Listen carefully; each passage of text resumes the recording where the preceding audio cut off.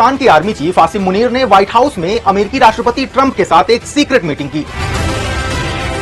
2 हफ्ते भी नहीं बीते और पाकिस्तान के एयरफोर्स चीफ जहीर बाबर भी 2 जुलाई को अमेरिका पहुंच गए। ऑपरेशन सिंदूर के बाद पाकिस्तान की इस अमेरिका दौड़ ने भारत को चौकन्ना कर दिया है। नमस्ते, मैं हूं आदित्य। क्या पाकिस्तान फिर अमेरिका के पाले में जा रहा है?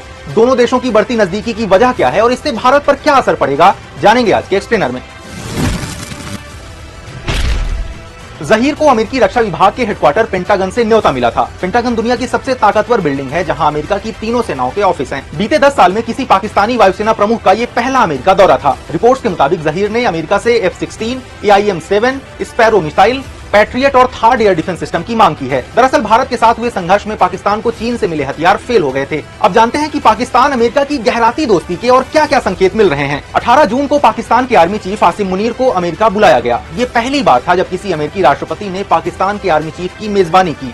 दोनों देशों में गहराते रिश्तों के कई और संकेत मिलते हैं। जैसे ट्रंप के करीबी बिजनेसमैन जेंट्री बीच ने कहा कि ट्रंप प्रशासन पाकिस्तान में रियल एस्टेट, मिनरल्स और एनर्जी सेक्टर में अरबों डॉलर के इन्वेस्टमेंट का प्लान कर रहा है। ट्रंप के बेटों और दामाद की crypto company world liberty financial ने पाकिस्तान क्रिप्टो काउंसिल के साथ डील की है। और भारत पाकिस्तान सीजफायर के अगले ही दिन अमेरिकी कमांडर जनरल माइकल कुरिल्ला ने कहा था, पाकिस्तान आतंकवाद के खिलाफ लड़ने वाला देश है। अब जानते हैं कि अमेरिका की पाकिस्तान में दिलचस्पी बढ़ने के पीछे क्या वजहें हो सकती हैं। पहली, चीन ने पाकिस्तान को टेक्नोलॉजी और हथियारों के अलावा बड़े पैमाने पर कर्ज दिया है। इसके अलावा चीन पाकिस्तान इकोनॉमिक कॉरिडोर भी बन रहा है। ORF के विवेक मिश्र कहते हैं, अमेरिका नहीं चाहता है कि पाकिस्तान को मदद देने के बहाने चीन मजबूत हो, इसलिए वो चीन के मुकाबले पाकिस्तान का ज्यादा बड़ा सहयोगी बनना चाहता है। दूसरा, पूरी दुनिया में 57 इस्लामिक देश IOC के सदस्य हैं। इनमें से अकेले पाकिस्तान के पास परमाणु बम है। विवेक मिश्र कहते हैं, अमेरिका ने सऊदी अरब जैसे कई खाड़ी के मुस्लिम देशों को सुरक्षा का भरोसा देकर परमाणु बम बनाने से रोका है। अमेरिका नहीं चाहता है कि पाकिस्तान में किसी वजह से वहाँ की सरकार अस्थिर हो और परमाणु हथियार गलत हाथों में चले जाएं। और तीसरा, अमेरिका को हथियार बनाने के लिए जरूरी मेटल्स का करीब 22% हिस्सा पाकिस्तान से मिल सकता है।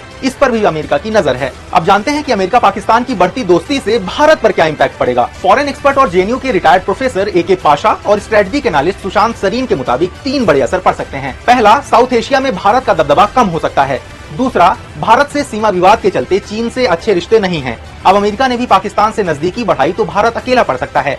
और तीसरा, कश्मीर मुद्दे पर भी अमेरिका दखल दे सकता है। ट्रंप कश्मीर मुद्दे पर मध्यस्थता की पेशकश कर चुके हैं। चीन और पाकिस्तान के गठजोड़ को भारत खतरा मानता है। इस पर विवेक मिश्र कहते हैं, अगर अमेरिका की नजदीकी पाकिस्तान से बढ़ती है तो उसकी चीन से स्वाभाविक दूरी बनेगी। ये भारत के लिए फायदेमंद भी हो सकता है। हालांकि अमेरिका कब किससे दोस्ती या दुश्मनी कर ले ये कहा नहीं जा सकता।